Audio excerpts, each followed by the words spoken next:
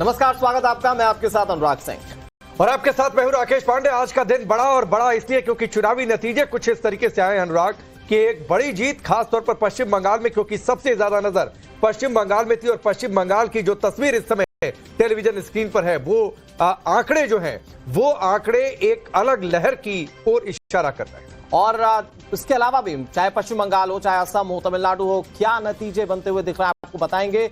शुरुआत करते हैं हमारे इस लाइव कवरेज की।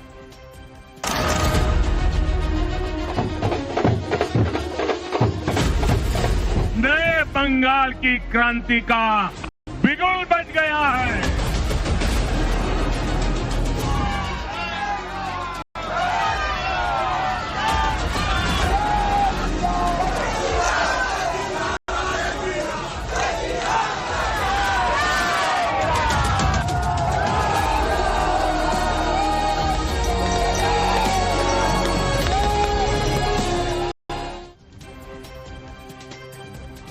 और बड़ी खबर आपको बता दें, बंगाल में चुनाव आयोग ने 5 सीटों पर नतीजे घोषित कर दिए हैं। बीजेपी 4 सीट जबकि टीएमसी 1 सीट पर जीत दर्ज कर चुकी है। असम में चुनाव आयोग ने 11 सीटों का रिजल्ट घोषित किया और बीजेपी ने उसमें से 9 सीटें जीती हैं असम के अंदर।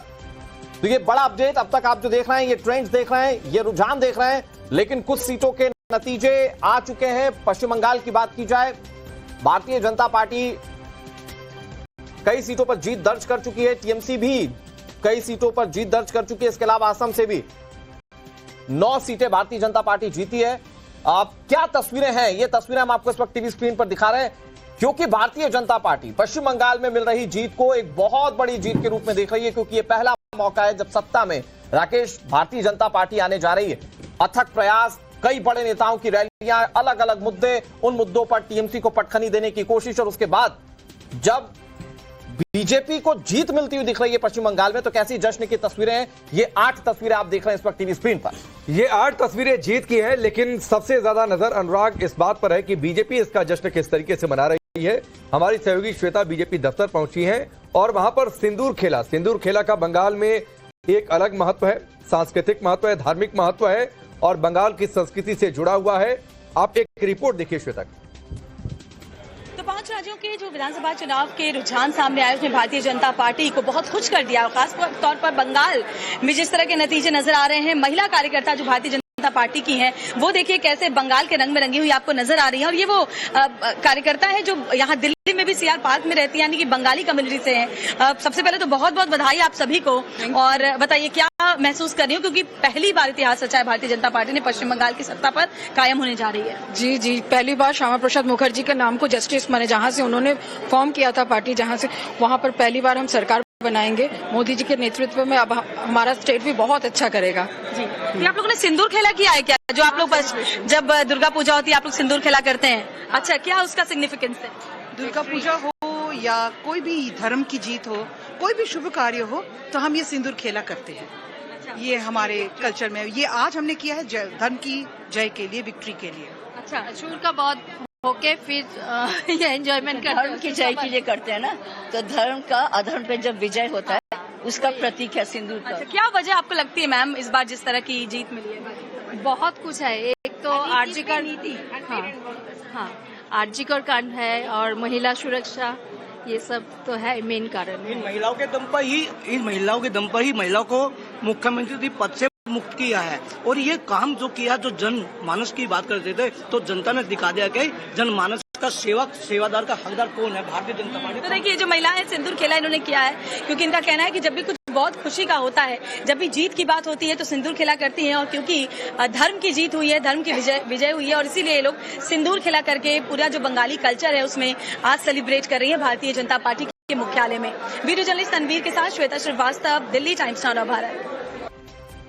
तो ये तस्वीरें आपने श्वेता की देखी है बीजेपी दफ्तर से, जो सिंदूर खेला का आयोजन, और जाहिर सी बात है बीजेपी उत्साहित सबसे ज्यादा है बंगाल को लेकर, क्योंकि बाकी राज्यों में क्या चुनावी नतीजे आएंगे इसको लेकर बहुत ज्यादा सस्पेंस या फिर आप कह लीजिए कंफ्यूजन नहीं था, लेकिन बंगाल को लेकर एक जरूर सस्पेंस था। और यही वजह है कि बंगाल में जब इतनी बड़ी जीत मिलती दिखाई दे रही है, 200 के करीब 196 सीटों पर बीजेपी इस समय आगे है, तो जाहिर सी बात है बीजेपी के अंदर उत्साह है। और इस बीच बड़ी खबर यह है 293 सभी सीटों का रुझान चुनाव आयोग ने जारी कर दिया है और अभी की जो स्थिति है आधिकारिक तौर पर चुनाव आयोग की रिपोर्ट से वो अनुराग स्क्रीन पर। बिल्कुल, चुनाव आयोग ने बंगाल के सभी सीटों का रुझान जारी कर दिया है। इनमें से भारतीय जनता पार्टी 190 प्लस सीटों पर आगे है और टीएमसी 96 सीटों पर आगे। अभिषेक हमारे सहयोगी ज्यादा जानकारी के साथ शुभेंदु अधिकारी के घर के बाहर मौजूद है। अभिषेक, क्या तस्वीरें दिखाएंगे आप वहां से? देखिए, अभी शेखावत मेमोरियल स्कूल के सामने मैं मौजूद हूं और यहां पर मुख्यमंत्री ममता बनर्जी पहुंची हैं। ये गाड़ी जो आप देख रहे हैं, ये काफिला मुख्यमंत्री ममता बनर्जी का ही है। टीएमसी के कुछ लोग भी यहां पर आए हुए हैं, लेकिन देखिए यहां पर एक्शन शुरू हो गया है। बीजेपी के जो कार्यकर्ता है वो चोर चोर के नारे लगा रहे हैं और यहां पर देखिए हाथों में झंडा लेकर जो बीजेपी के कार्यकर्ता हैं वो यहाँ पर बड़ी संख्या में पहुंचे हुए हैं और यहाँ पर देखिए जो पुलिस है वो इनको यहाँ पर रोकने की कोशिश कर रही है। और ये देखिए, ये यहाँ पर मुख्यमंत्री ममता बनर्जी की जो गाड़ी है वो आपको यहाँ पर नजर आएगी, स्कॉर्पियो जो लगी हुई है। और ये अगर आप देखेंगे तो ये देखिए पुलिस जो है वो अब यहाँ से हटा रही है। एक बार हम कोशिश करेंगे एक बार बात करने की। क्या हुआ मैम कुछ बताएंगी क्या हुआ है? देखिए यहाँ पर कुछ जो लोग जा रहे थे उनसे हम बात करने की कोशिश कर रहे थे। दादा क्या हुआ था, कुछ बताएंगे किसके साथ थे? दादा देखिए अभी बोलने से मना कर रहे हैं। और अगर यहाँ आप देखेंगे दूसरी तरफ तस्वीरों में तो ये देखिए आपको बीजेपी के जो कार्यकर्ता हैं वो यहाँ पर नजर आएंगे, पैरामिलिट्री फोर्स के जवान आपको नजर आएंगे। और ये देखिए यहाँ पर लगातार आगे बढ़ने के लिए कहा जा रहा है। कोलकाता पुलिस पैरामिलिट्री ये घेरे हुए है, आगे बढ़ने से रोक रही है। रोड के ठीक सामने ये शेखावत मेमोरियल स्कूल है, इसी में अभी शुभेंदु अधिकारी भी मौजूद हैं बीजेपी की तरफ से और ममता बनर्जी भी मौजूद हैं टीएमसी की तरफ से। काउंटिंग चल रही है दूसरी तरफ रोड के ठीक सामने बीजेपी के कार्यकर्ता। और यहाँ पर देखिए यहाँ पर पैरामिलिट्री जो है वो रोकते हुए आपको नजर आ रही है। क्या कहेंगे आप लोग? ममता को जेल में जाके और राम नाम जप करना है और जो बोला था ना जय श्री राम गाना वाली है उसको राम जेल में बैठ के राम नाम जपना है। आज हिंदू लोग दबा हुआ था, सबने जागा है, भगवान जागा है। उनका छोटा लोग आया है यहाँ पे। हम लोग का सेंट्रल बाहिनी सब ठीक है, स्टेट पुलिस लोग की चोरी कर रहा है। आज भी जागा है। यहाँ पे नारेबाजी चल रही है, जय श्री राम जो आपके कार्यकर्ता है वो देखिए यहाँ पर। उसको बुलाइए, कौन है वो आगे डूबी अभी। ये तमाम कार्यकर्ता आपको नजर आएंगे और ये बीजेपी के कार्यकर्ता हैं। दूसरी तरफ जो है वो यहाँ पर काउंटिंग सेंटर है। एक बार यहाँ पे तस्वीरों में फिर मैं आपको दिखाता हूँ। ये तस्वीर जो है ये आपको काउंटिंग सेंटर की तस्वीर नजर आएगी। यहीं पे ममता बनर्जी अब से कुछ देर पहले पहुंची हैं और देखिए यहाँ पर बातचीत लगातार की जा रही है। देखिए मैम क्या बोल रही है? दादा एक मैम क्या हो रहा है, क्या कहेंगे?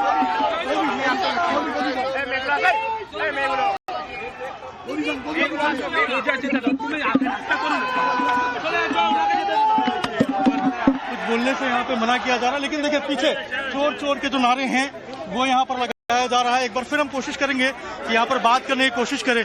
क्या हो रहा है? क्या बोलेंगे?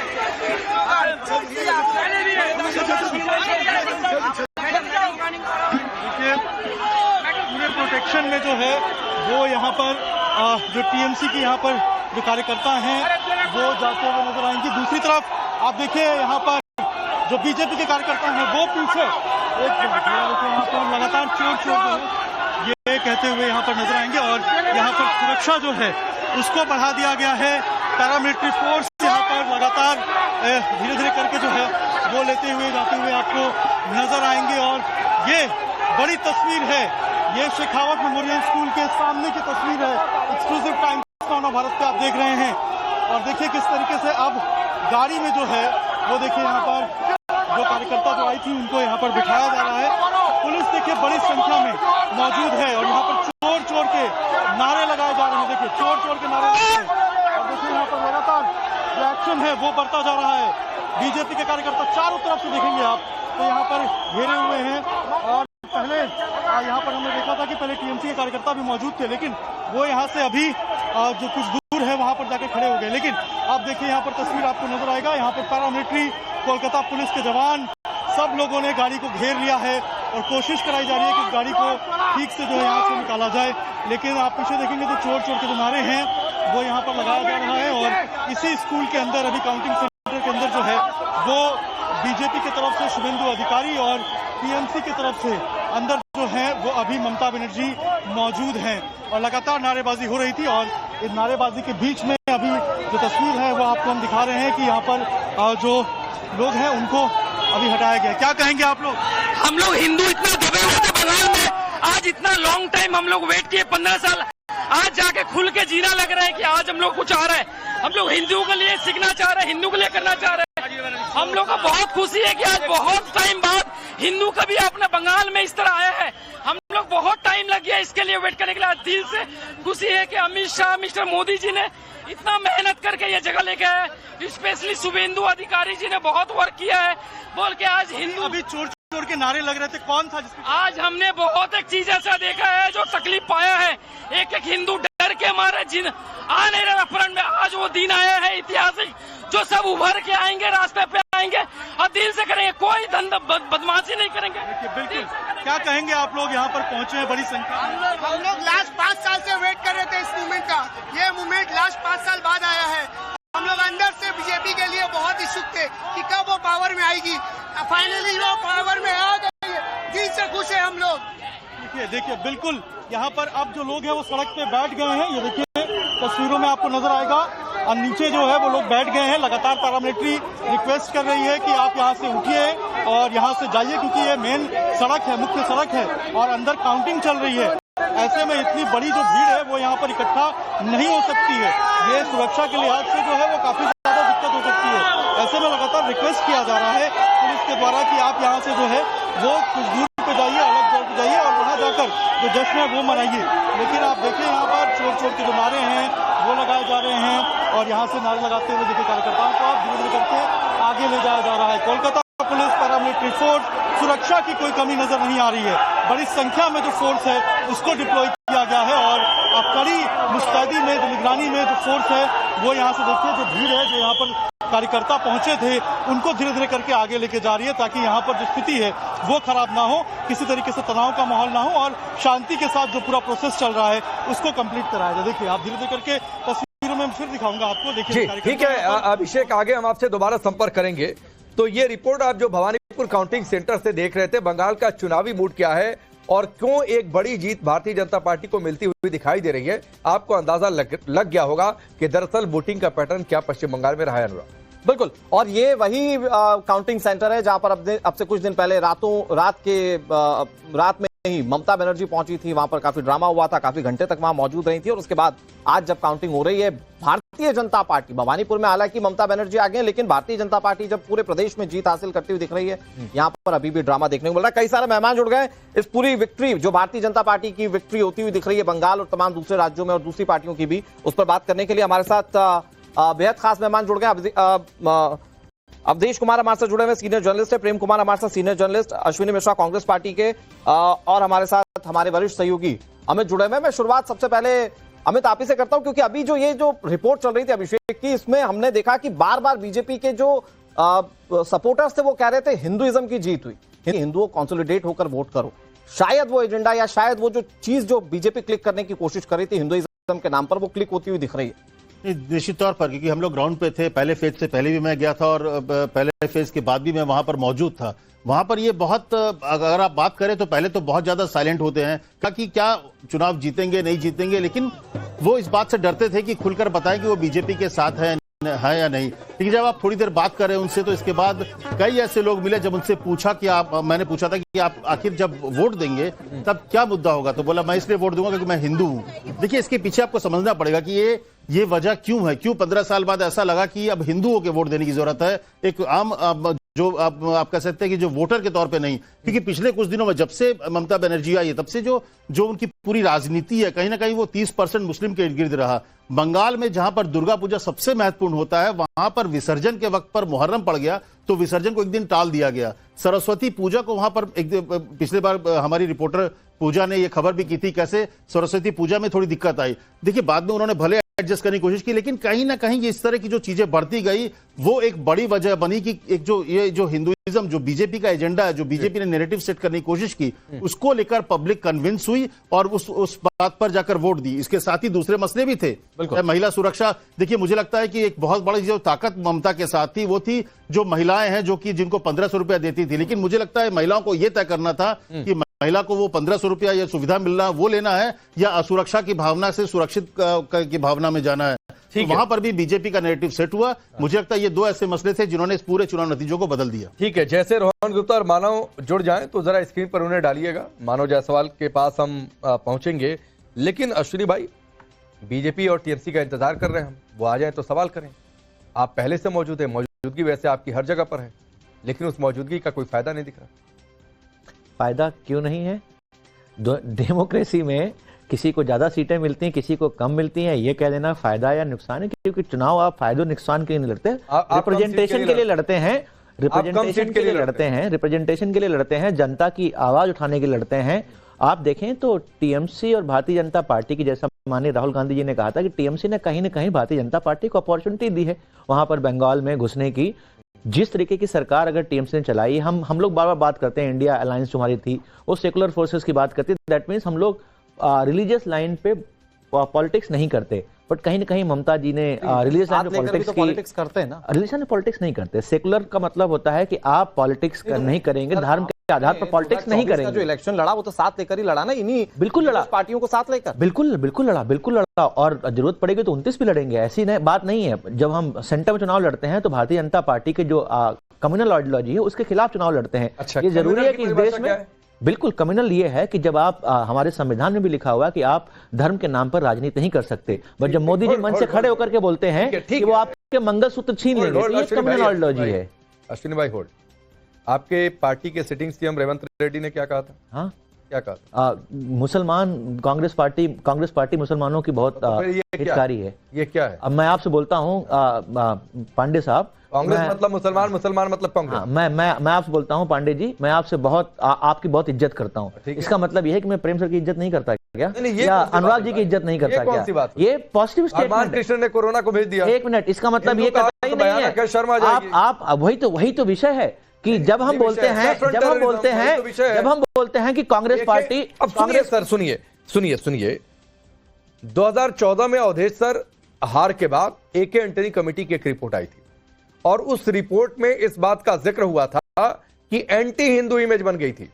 कल 5 बजे के शो में यशवंत देशमुख ने कहा था कि एंटी हिंदू का चस्पा हो गया कांग्रेस पर, ममता बनर्जी कुछ हद तक उससे बची रह गई, इसलिए शायद वो लंबे समय तक सर्वाइव करती रही। ये कह रहे हैं कि नहीं, हमारी वैसी इमेज ही नहीं। और मैं एक चीज जोड़ दूं, कमलनाथ ने खुद इस पे चिंता जताई थी कि भाई आपको आना पड़ेगा हिंदुइज्म पे। नहीं तो आप हमारा एक स्टेटमेंट कहते हैं, आप हमारा एक स्टेटमेंट बताइए जहां हमने बोला हो, हमने हिंदुओं के खिलाफ कुछ बोला हो। हम सब धर्म की बात करते हैं, हम एक्चुअली में इंक्लूसिवनेस की बात करते हैं। बताइए ना, एक स्टेटमेंट बताइए जहां पर हमने किसी भी धर्म के आधार पर किसी की बुराई की हो। धर्म की तारीफ करना कोई आप ही की तरह कांग्रेस पार्टी नहीं है भाई, आप ही की तरह सोचने वाली इस समय कांग्रेस पार्टी नहीं है। कांग्रेस के शीर्ष नेता राहुल गांधी के सारे रणनीतिकार और सलाहकार वो सब अल्ट्रा लेफ्टिस्ट, अल्ट्रा सोशलिस्ट हैं। राहुल गांधी जी ने लोकसभा चुनाव के बाद जो भाषण दिया उसमें कहा कि हमने अयोध्या के मूवमेंट को हरा दिया है। पहला मतलब वो एक भाषण था और लगातार इस पर वो बोलते रहे। तो हिंदुत्व और हिंदुओं का जारी, हिंदुत्व तो बताते हैं कि वो हिंदू है ही नहीं, हिंदुत्व तो हिंदुइज्म से अलग है, वो उनका चलता रहा है। सुशील कुमार अभी बताइए ना अयोध्या के राम मंदिर का टेररिज्म की बात उन्होंने खुद कही थी। ऐसे भी बात का करो, उस तो छोड़ दो। अयोध्या में राम मंदिर का दर्शन करने आज तक राहुल गांधी जी, प्रियंका वाड्रा जी, उनके परिवार का कोई नहीं गया। कुछ जो है उत्तर प्रदेश के नेता जरूर जाके बेचारे अपना जाके पूजा कर रहे हैं। ये बता रहा हूँ, कहना क्या चाह रहे हो? सुनो, अगर आपके अंदर हिंदुत्व का भाव हो ना, जनता को वो दिखना चाहिए। क्यों? सेकंड सुन, जब आपने सच्चर कमीशन की रिपोर्ट, सच्चर कमेटी बनाई थी, तो सच्चर कमेटी भारत के गरीबी और पिछड़ेपन के लिए नहीं था।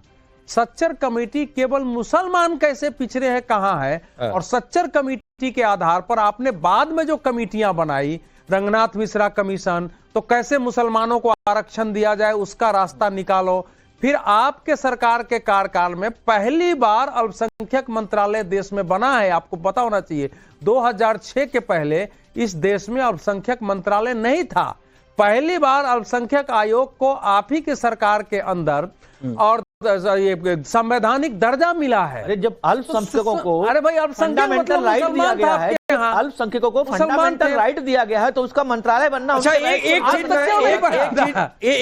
एक चीज में मुझे ऐसा लग रहा है कि सबसे ज्यादा खुश यहां पर अश्विनी भाई हैं, और वो इसलिए खुश हैं क्योंकि उनको ये लग रहा है कि ये रिप्रेजेंटेशन बहुत अच्छा है, दो बहुत अच्छा है।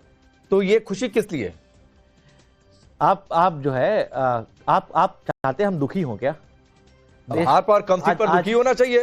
आज हम एक हार और कम सीट पर दुखी होना चाहिए। प्रदेश में हम अगर नहीं एक सेकंड एक प्रदेश में हम 3 डिजिट एक मिनट अश्विनी भाई बोलिएगा। मैं सिर्फ एक बात कह दूं कि अनुराग अगर या फिर कोई अगर असहमत हो बोले कि अगर 2 सीट पाकर अगर आप संतुष्ट हो रहे हैं तो सर फिर भगवान भला करे आपकी आगे की सियासत। आपने संतुष्ट शब्द का इस्तेमाल नहीं किया, खुश शब्द का इस्तेमाल। चलिए खुश भी है तो खुश भी है, दुखी होना चाहिए भाई इस तरीके के प्रदर्शन पर। बिल्कुल दुखी होना चाहिए। इस देश की सबसे पुरानी पार्टी को इस प्रदर्शन पर दुखी होना चाहिए। नहीं दुखी होंगे तो आप अपना आकलन नहीं करेंगे, आत्मावलोकन नहीं करेंगे। नहीं, और अधीर रंजन चौधरी जैसा चेहरा सर आपका अगर अपनी सीट पर बहरामपुर से अगर पीछे चल रहे हो, जीतने की उम्मीद नजर नहीं आ रही हो, तो ये खुशी आपको। हालांकि मैं चाहता था कि वो जीते, लेकिन उनको अधीर रंजन चौधरी ने वहां के सही इशू उठाए, लेकिन भाजपा की लहर में ये लगा, ये चुनाव में लगा कि अधीर रंजन चौधरी मुद्दे उठाए तो उसके बाद राहुल गांधी उस लाइन पर आए, ये लगा। अश्विनी सर मैं आ रहा हूं आपके पास। प्रेम सर काफी देर से 198 सीट पर आगे है तो आप उसको ऐसे नकार दें। एक छोटा सा ओपिनियन प्रेम सर का। प्रेम सर, फ्रॉम खेला होबे टू सिंदूर खेला, मतलब आज ये भारतीय जनता पार्टी की सच्चाई। पिछली बार खेला होबे वो चला टीएमसी का, और आज सिंदूर खेला भी भारतीय जनता पार्टी कह रही है क्योंकि शुभ बहुत है और इतना बड़ा मैंडेट। क्या आपने सोचा था, मतलब किसी तरह का कोई आकलन था कि भारतीय जनता पार्टी इस नंबर के साथ पश्चिम बंगाल में आएगी? हाँ, इसलिए तो अप्रत्याशित है। एग्जिट पोल सब भी आपने देखा होगा 175 के आसपास पार्टी जीत दिखा रही है। हाँ, अप्रत्याशित हैं, निश्चित रूप से हैं, और इसके कारणों की को तो धीरे धीरे पता चलता है, सेम डे पता नहीं चलता है, रहस्य, लेकिन रहस्य है।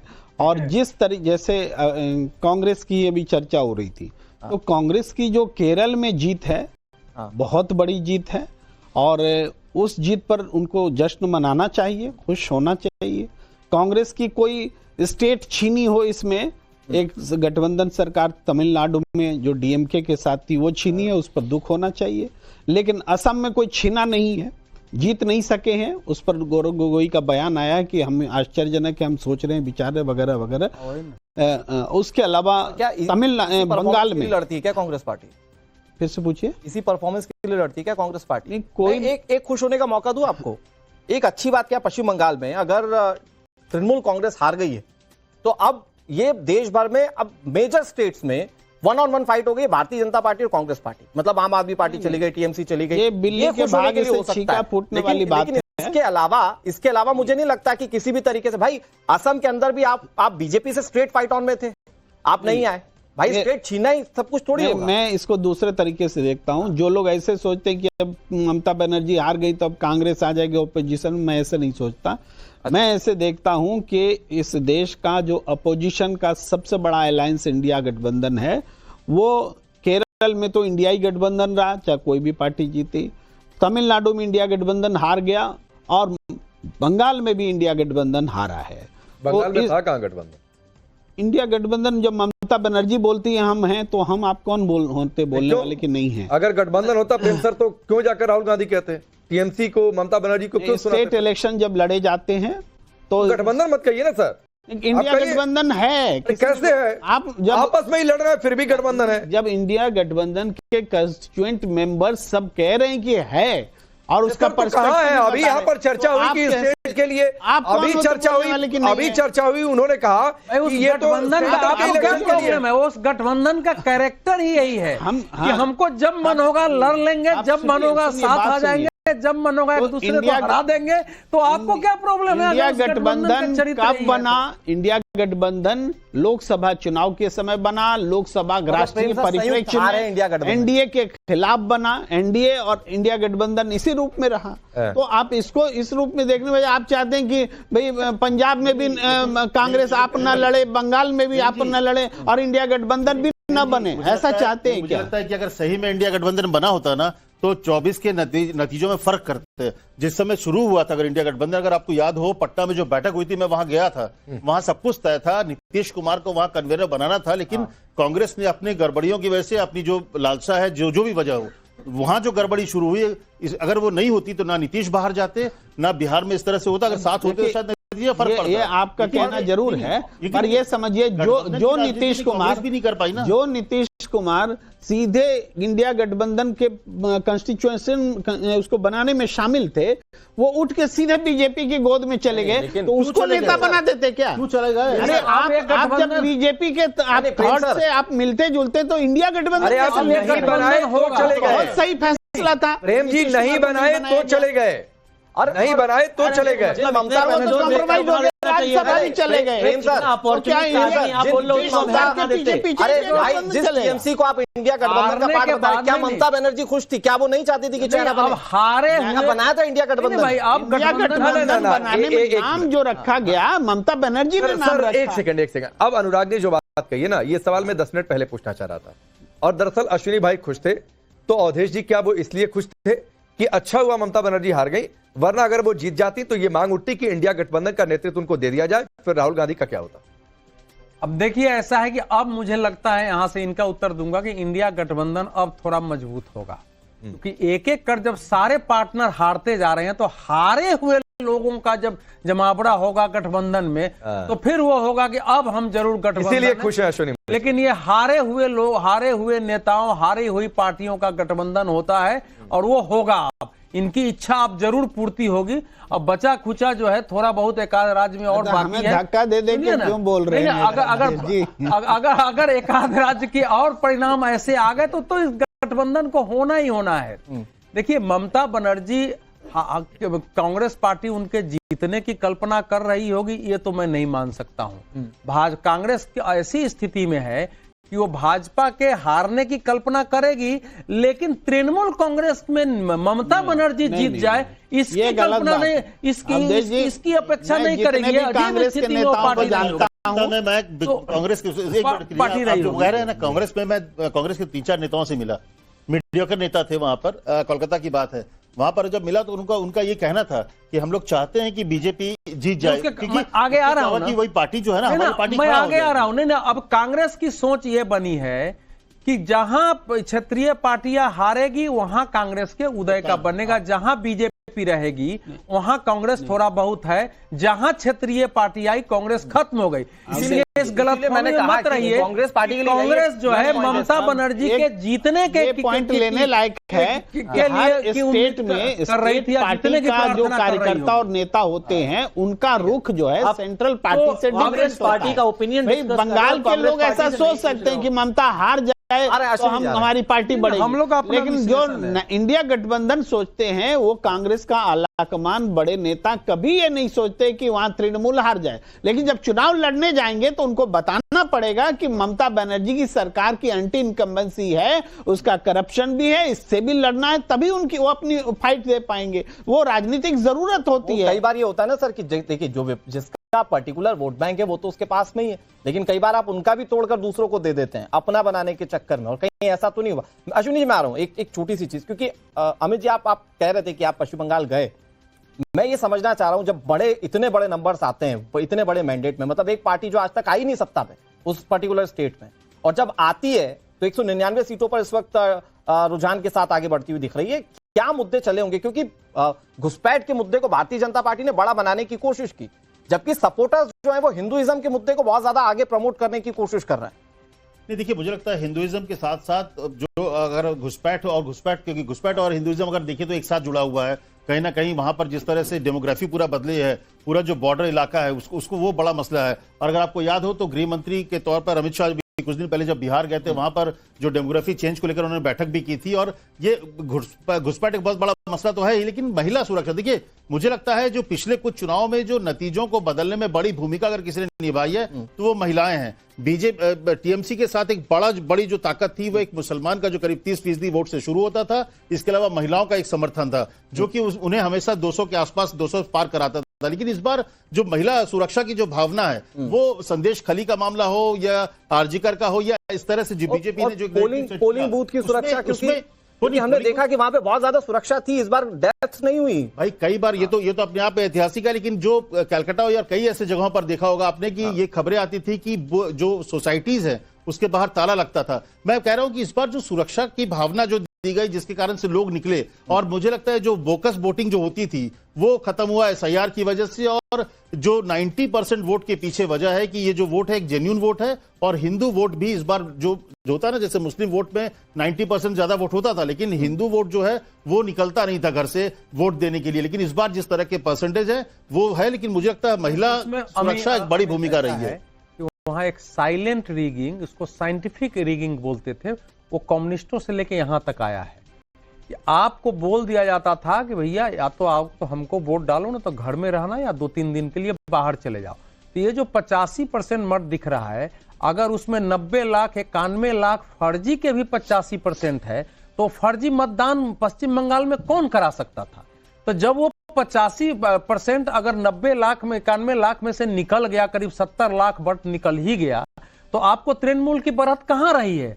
अब इस बार रहा नहीं ना है, तो इसीलिए इस बार साइलेंट रिगिंग नहीं हो सकी है, उस ढंग से धमकी नहीं हो सकी है, लोगों के अंदर का भय समाप्त हुआ है, और वो एक स्वाभाविक परिणाम आ गया। गुस्सा लोगों को 2021 में भी था, लेकिन 2021 का वो गुस्सा इस रूप में प्रकट नहीं हुआ क्योंकि फर्जी मतदान हो गए और लोगों को मजबूर कर दिया गया कि आप मत डालो, अगर डालेंगे तो उनके साथ जो हुआ पलायन किया। तो ये एक बड़ा अंतर आया है इस बार। एक पॉइंट एसआईआर में फर्जी मतदाता गए, सुरक्षा के प्रति आश्वासन मिला। एक लाइन में कि अवधेश जी कह रहे हैं कि फर्जी मतदान केवल टीएमसी कर सकते, तो वहां कौन दूसरा करा सकता है? फर्जी मतदान ये सेंट्रल पुलिस फोर्स की मौजूदगी में बीजेपी नहीं कर सकती है क्या? नहीं कर सकती है क्या? भाई जो वोटर जोड़े गए, बाहर के लोगों को जोड़ा गया, वो सब क्या फर्जी नहीं हो सकता? ये आप जो कहते हैं फर्जी बाहर के लोग, अरे बिहार बंगाल सबके लोगों के नाम वहां जोड़े गए हैं, बुलाए भी गए, ऐसे भी सबूत बुलाए गए। वो है जिनका वोटर था, जो मजदूर थे, उनको बोला गया नहीं आप आइए। एक सेकंड अरे अश्विनी भाई एक मिनट। मतलब यही था कि बहुत सारे लोग बाहर हैं, माइग्रेट कर गए हैं, उनके वोट कट गए, तो ये 35-40 लाख लोग कैसे बाहर रह गए? कट रह गए, फिर वहां पर चेकिंग हुई तो पहुंच गए, तो कहां से कटेगा? जैसे मुझे तय करना था कि क्या, जैसे गाजियाबाद में भी मेरा है और मेरा बिहार में भी था, क्योंकि 2 जगह थे, तो इस बार मुझे तय करना था कि मुझे गाजियाबाद रखना है या बिहार रखना है, तो मैंने बिहार का अपना कटवा दिया। तो ऐसे ही कई लोगों को होता है कि मेरे अपनी जहां जमीन है वहां पर एसआईआर प्रोसेस समझता हूं मैं, एसआईआर प्रोसेस की बात नहीं कर रहा हूं, वही बोल रहा हूं। जिस हिसाब से 40 लाख वोटों की 35-40 लाख वोटों की बात की जा रही है कि वो व्यक्ति जाने में सक्षम नहीं थे, उनको भारतीय जनता पार्टी यहां से बुला के जाके उनको बंगाल में वोट डलाए हैं। तो जब एसआईआर एक्सरसाइज हो रही थी, वहां पर जाकर के डॉक्यूमेंट दिखाना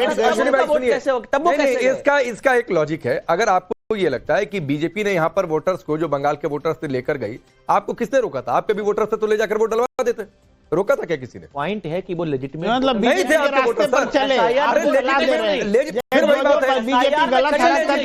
अश्विनी जी आप पहले तय करिए। नहीं आप सुनिए, बहुत सारे ऑनलाइन सुविधा भी थी। कई लोग, जैसे मेरे यहाँ पे मेट जो थी ऑनलाइन, उसने सब कुछ भरा, उसके पास डॉक्यूमेंट था, आप ऑनलाइन करके भी कर सकते थे, इसमें एक और सुविधा थी। तो कई लोगों ने किया और कई लोग जाके करवाए वहां पे। ऑनलाइन सुविधा की बात कर रहे हो, मेरे 5 दोस्त ऐसे, उसमें 3 सरकारी नौकर हैं, उनका उत्तर प्रदेश में वोट कट गया, वो नहीं जुड़वा पाया डॉक्यूमेंट देकर के। और आप बोल रहे हो एक जो महागरीब तबके का व्यक्ति है बंगाल में। एक चीज अनुराग जी, मैं एक चीज बहुत क्लियर करना चाहता हूँ यहाँ पर, ये बार टीएमसी की हार का टीकरा कांग्रेस को फोड़ना बंद करो, ये कांग्रेस की जिम्मेदारी नहीं है टीएमसी को जिताना। अरे ठीकरा नहीं फोड़ रहे हैं, हम तो बता रहे हैं कि आप खुश हैं टीएमसी को जिताना। कांग्रेस पॉलिटिकल हम तो ये कह रहे हैं कि आप खुश हैं उनकी हार पे, हम डेमोक्रेटिक हैं, अगर हमारी हमको अगर कोई लगेगा एकदम सही आप बोल रहे हैं एकदम। अवधेश सर एक छोटी सी चीज पूछना है, रोहन गुप्ता हमारे साथ जुड़ गए, भारतीय जनता पार्टी के प्रवक्ता हैं, उनके पास जाएंगे, लेकिन एक छोटी सी चीज, एसआईआर ही बुरा है ना, ईवीएम ठीक है ना इस बार? नहीं, सब कुछ गलत है। आप कुछ गलत,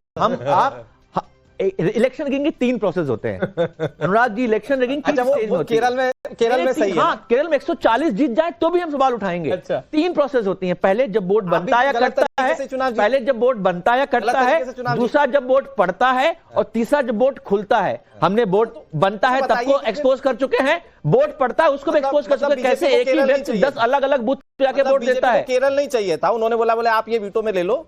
अरे सर, चोरी करने की भी लिमिट होती है ना। चोरी करने की लिमिट होती है ना। आप ऐसा समझिए। अच्छा रुकिए ना, रोहन गुप्ता जी जुड़ चुके हैं। रोहन भाई, एक तो मुझे पता है कि आज सेलिब्रेशन का दिन है, आते आते आपको बड़ी देर हो गई, आधा घंटा हो गया, आधे घंटे लेट से जुड़े। इधर बीच कांग्रेस कह रही है कि रिगिंग के कई सारे स्टेज होते हैं, सारे स्टेज पार कर रही है बीजेपी। देखिए, पहली बात तो जो मैं अभी डिबेट थोड़ी बहुत सुना, आज इस बात की मुझे खुशी है कि केरलम की जनता के कारण चुनाव आयोग की इज्जत बच गई।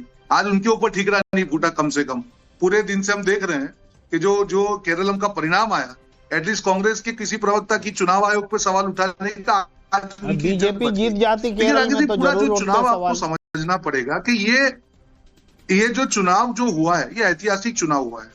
और ये जो भी जीत है, मैं ये जीत पश्चिम बंगाल की जनता की जीत मानूंगा। जो मोदी जी ने कहा कि आजादी की लड़ाई के समान था, उनके लिए सही में आजादी की लड़ाई के समान था, क्योंकि उनके पास कोई ऑप्शन नहीं था। उनको लग रहा था कि हम कितना भी कर लेंगे, टीएमसी के गुंडे आखिरी 2 दिन में हमारा वोट रोक के वापस सत्ता में काबिज हो जाएंगे। तो मैं उसका पूरा क्रेडिट पश्चिम बंगाल की जनता को देना चाहूंगा। और जिस प्रकार से केंद्रीय सुरक्षा बलों ने, चुनाव आयोग ने उनको एक कॉन्फिडेंस दिया कि नहीं, आप जाके दिल से वोट करिए, हम पीछे खड़े हैं, उस कॉन्फिडेंस ने बहुत बड़ा काम किया। और आखिरी चीज, एक महिला मुख्यमंत्री होने के बावजूद भी आरजीकर जैसे इतने बड़े हादसे में जिस प्रकार से आरोपियों को बचाने का काम किया गया। संदेश खली देखा, दुर्गापुर में जब रेप हुआ तब ये कहा गया नहीं बेटियां बाहर ना निकले, तब कैसे वो महिला मुख्यमंत्री हो सकती है? क्या उन्होंने समझा 1500 2000 देने से मुझे वोट मिल जाएंगे? नहीं। इसीलिए तुष्टीकरण हो, महिला सुरक्षा की बात हो, भ्रष्टाचार, ये सारी बातें आपकी ठीक है, लेकिन रोहन जी, इस वक्त अगर कोई सबसे ज्यादा पीड़ित होगा तो या तो वो चुनाव आयोग होगा या ईवीएम। ये नंबर एक बार अनुराग, एक बार ये नंबर जो अभी अपडेट हुआ है रुझानों में, वो 200 पर जाकर रुका है। एक बार फिर से बीजेपी का टीएमसी 87, कांग्रेस 2। ये स्थिति इस वक्त टैली की, तो स्क्रीन के नीचे के हिस्से में पूरे देश की नजर सबसे ज्यादा इसी नंबर्स पर है कि ये नंबर्स कहां जाकर रुकते हैं। तो फिलहाल अनुराग, बीजेपी डबल सेंचुरी पर, अब ये कंसोलिडेट हो गया। देखिए, अब ये इस समय सर एक बड़ी खबर बस अपने दर्शकों को एलिब्रेट कर दें। बड़ी खबर ये, बंगाल में प्रचंड जीत की और भारतीय जनता पार्टी है।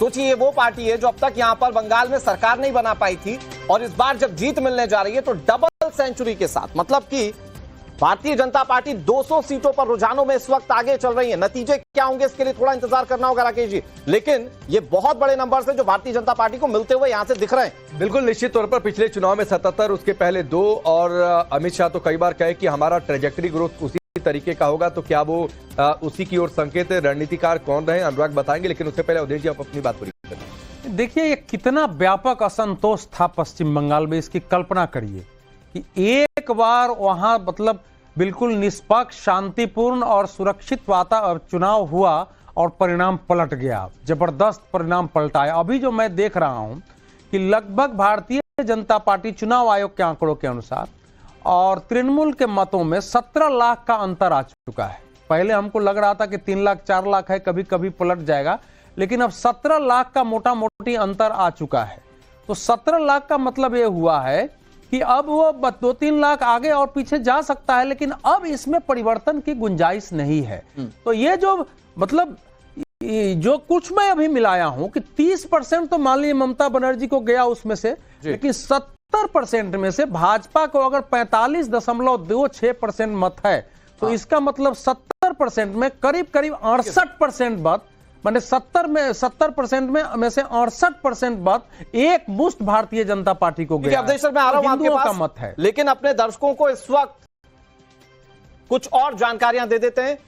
बंगाल में भारतीय जनता पार्टी जीत रही है, पूरे देश में जश्न की तस्वीर सामने आ रही है। ये तस्वीर आपके सामने, ये राजू दास, हनुमानगढ़ी के महंत, हनुमानगढ़ी के बाहर ये तस्वीरें, और इसका अपना सियासी संकेत इसलिए भी क्योंकि अगले साल उत्तर प्रदेश में चुनाव है। तो जाहिर सी बात है अब यहां से एक अलग जो सियासी जंग की शुरुआत होगी, उस पर सबसे ज्यादा नजरें अगले 1 साल में टिकी रहेंगी उत्तर प्रदेश पर। और ये तस्वीरें आपके सामने, आप देखिए बंगाल में जो बार बार राकेश भी कह रहे थे कि यहां पर क्या नतीजा होगा चुनाव का, उस पर पूरे देश की निगाहें हैं। वो आप ये जरा तस्वीर देखिए, ये अयोध्या की तस्वीर, हनुमानगढ़ी के मंदिर के बाहर आप देखें कि कैसे जश्न मनाया जा रहा है, एक के बाद एक पटाखे फूटते हुए, मिठाइयां बंटते हुए। इस पूरे चुनाव के नतीजे का इंपैक्ट देश की सियासत पर पड़ने जा रहा है, भारतीय जनता पार्टी के मनोबल पर पड़ने जा रहा है।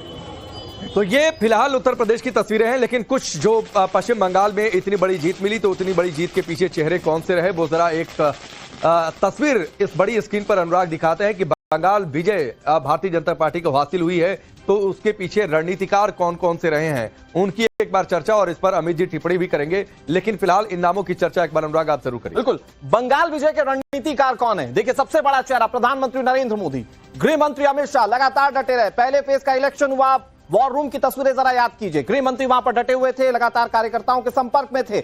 नतीजा ये, तकरीबन 200 सीटों पर भारतीय जनता पार्टी इस वक्त आगे चल रही है। इसके अलावा चुनाव प्रभारी भूपेंद्र यादव जो चुनावी रणनीति की कमान संभाल रहे थे, संगठन प्रभारी सुनील बंसल जो 10 महीने से बंगाल में कैंपिंग किए हुए थे, और वो नतीजा राकेश जी अब दिख रहा है, जब 200 सीटों की तरफ, जीत की तरफ बढ़ रही है बीजेपी। बिल्कुल, मंगल पांडे और अमित मालवीय को भी एक खास जिम्मेदारी दी गई थी। अब इन पर अमित जी सबसे ज्यादा बेहतर तरीके से आप ही टिप्पणी करेंगे, क्योंकि बीजेपी को आपने काफी करीब से कवर किया है। एक बड़ी जीत और ये बड़े चेहरे। जी देखिए, और सबसे बड़ी बात कि इसमें अगर आप बात करें भूपेंद्र यादव की और सुनील बंसल की, ये दोनों जो अगर आप देखें तो बहुत ही साइलेंट है। मतलब अगर भूपेंद्र यादव की बात करें तो बहुत ही पता ही नहीं चलने देते हैं कि वो किस तरह से काम करते हैं। मैं कम से कम 1 महीने पहले, मतलब चुनाव की घोषणा से पहले की बात कर रहा हूं मैं, जब उनसे मुलाकात मेरी हुई थी पार्लियामेंट के दौरान, तो वो 1 दिन के लिए आए हुए थे, और उस 1 दिन के भीतर उन्होंने जिस तरह से बताया चीजों को लेकर, और लगभग वो हर जिले में, हर विधानसभा घूम चुके थे, और वो एक एक जगह में 2 से 3 घंटे रुकते थे, कार्यकर्ताओं से बात करते थे। और जो एक छोटे छोटे कहा जाता है ना कि बंगाल में कास्ट नहीं है, वहां पे भी छोटे छोटे कास्ट को डिवाइड किया गया, उस तरह से एक को मोटिवेट किया गया। और आप चुनाव की जो दौरान जो अलग देश को कहा जाता है कि बाहर से लोग आप बुलाए गए थे, जो लोग कार्यकर्ता गए थे उनकी प्राथमिकता क्या थी पता है? आप सोचेंगे तो बड़ा दंग रहेंगे कि जब मैं वहां पर था, जगदल में था, वहां पर एक राजस्थान का पूर्व एमएलए मिला, उनका काम था कि वो हर रात को शाम को 10 से 12 घर जाते थे, उन्हें सिर्फ ये कन्विंस करते थे कि कृपया आप वोट देने निकलिए। ये निकलिए नहीं कि आप वोट बीजेपी को दीजिए, सिर्फ आप वोट देने निकलिए आप, और उसको सुरक्षा की भावना, मतलब कहने का मतलब है कि हर लेवल पर, हर स्तर पर जाकर बीजेपी के कार्यकर्ताओं ने काम किया। भूपेंद्र यादव ने बहुत तरीके से एक रणनीति बनाई, हालांकि अमित शाह की रणनीति थी जिसको जमीन पर पहुंचाने का काम जो था वो भूपेंद्र यादव ने किया। सुनील बंसल ने संगठन के तौर पर उन्होंने पूरे पिछले अगर देखिए तो 1.5 से 2 साल में उन्होंने लगभग हर छोटे छोटे ब्लॉक तक में घूमा है। मंगल पांडे जो वहां के प्रभारी थे, ये बड़ा अमित सर आपने बारीकी से पूरे समझाया संगठन के तौर पर उन्होंने जिस तरह से काम। लेकिन अवधेश सर, अगर इस जीत में सबसे बड़ा अगर किसी को श्रेय जाएगा तो वो पीएम नरेंद्र मोदी को जाएगा, जो कि सबसे ज्यादा अगर शाइन करने वाली कोई चीज है तो वो ब्रांड मोदी है, क्योंकि प्रधानमंत्री नरेंद्र मोदी जितनी भी रैलियां कर रहे थे बंपर समर्थन था, और प्रधानमंत्री ने रैली के दौरान ही कह दिया था कि मैं आने वाला हूं यहां पर शपथ ग्रहण करवाने के लिए। देखिए, प्रधानमंत्री नरेंद्र मोदी इस समय भारतीय जनता पार्टी के शीर्ष पुरुष हैं।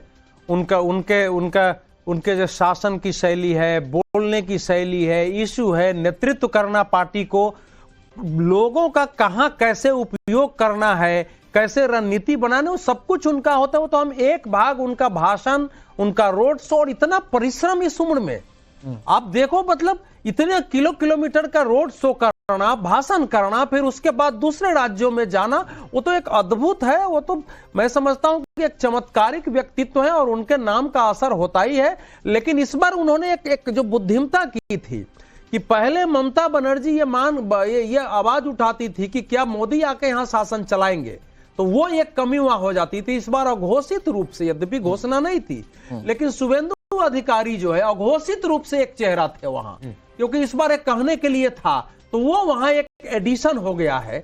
और इशू बनाना, देखिए प्रधानमंत्री ने जो आपको वो झाल मुड़ी खाई, उसके पहले ममता बनर्जी का भाषण ये था कि ये बांग्ला विरोधी हैं, बंगालियों के विरोधी हैं, बंगाली संस्कृति के विरोधी हैं। ये अगर चुनाव जीत गए तो मांस भात खत्म हो जाएगा, क्या आप दूध भात खाओगे? मैं तो चिकन बना के तुमको खिलाऊंगी, वो क्या खिलाएंगे? तो अब वो मांस भात और मछली तो नहीं खा सकते थे। नहीं और एक बड़ी खबर है कि अब से थोड़ी देर बाद करीब 6 बजे 1 सवा घंटे का वक्त है और उसके बाद प्रधानमंत्री नरेंद्र मोदी बीजेपी हेडक्वार्टर पहुंचेंगे। बड़ी जीत होती है तो अक्सर वो पहुंचते भी हैं, वहां से कार्यकर्ताओं को संदेश देते हैं, अपनी बातें रखते हैं। जाहिर सी बात है आज खास तौर पर इंतजार क्योंकि और उस सपने को पूरा कर पाने में बीजेपी अब जाकर कामयाब हुई है। लेकिन प्रेम जी एक बात, आप बिहार चुनाव के बाद भी ये चर्चा हुई थी और अब भी ये चर्चा हो रही है कि चुनाव जिस तरीके से बीजेपी जिस प्रोफेशनलिज्म के साथ लड़ती है, ऊपर से नीचे तक का एक सामान्य कार्यकर्ता और बड़े नेता जिस तरह ग्राउंड पर उतरकर एक साथ काम करते हैं, शायद ही कोई पार्टी उस तरह काम करती है। हाँ, तो इसमें कोई संदेह नहीं है भाई। सबसे रिसोर्सफुल पार्टी है, सबसे ज्यादा सरकार है इनकी, 12 साल से सत्ता में है सेंटर में, और किसी भी पार्टी के मुकाबले मजबूत हैं।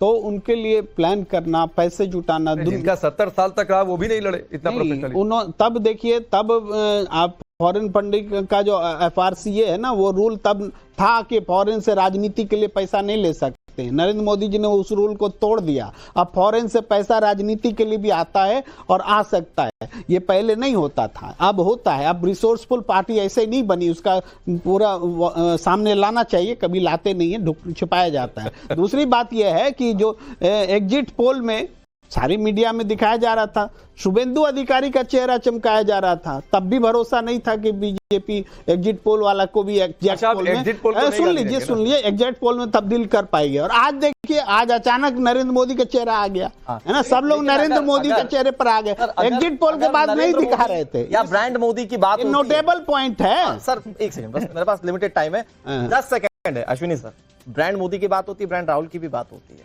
उन्होंने भी रैलियां की है।